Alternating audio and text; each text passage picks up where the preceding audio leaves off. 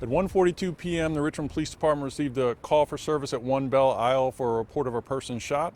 When they arrived on scene, they encountered an urban park ranger who indicated that he was interacting with an individual in a wooded area in the park, offering him services for shelter, when suddenly the male produced a firearm and shot him in the chest or in the torso area.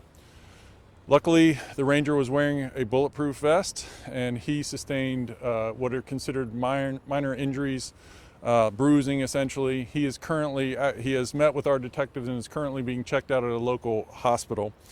I have a description of the person of interest in this case. He is a black male, late 30s, 5'11". He has a short, patchy beard. He was wearing a black winter's coat, he had short, unkempt hair, and all of his clothing was dirty. Once this investigation started, we set up a command post. We've had our SWAT operators searching the island for the perpetrator. We've utilized UAVs. We have a bloodhound and other canines searching the island, and we have not found that individual. At this time, we're asking our community to avoid the area while we continue our search.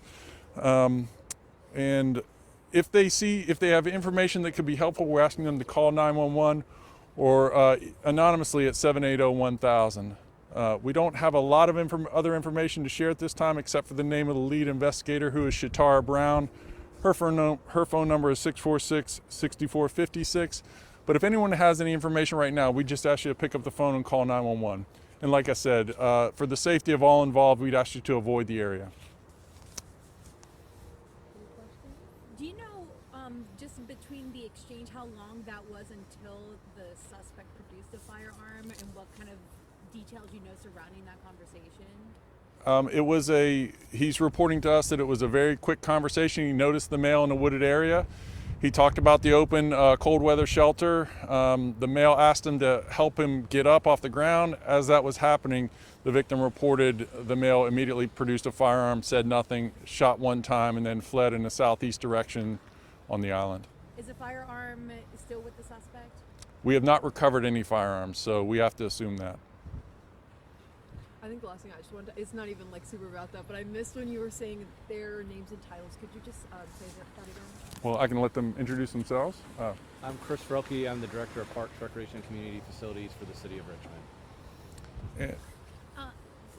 I'm Giles Garrison. I'm the Superintendent of James River Park System. Has this ever happened with a park ranger? I don't know if you guys can shed light on that, or has a park ranger ever been shot in Richmond? This is the first incident since the inception of the Urban Park Ranger. I can't speak to when the park rangers existed in the 70s, but I can say recently this is the first of an incident like this. And were they stationed specifically in this area? Is this where they're usually, I guess, supervising and stuff? The parks rangers role, and that's a great question. The parks rangers role Urban Park Rangers role is to help support the whole park system. But James River is one of the primaries, so on the weekends when we know there is a higher use of volume, this would be an area that they would patrol. Is that park ranger in the hospital, or are they at home recovering?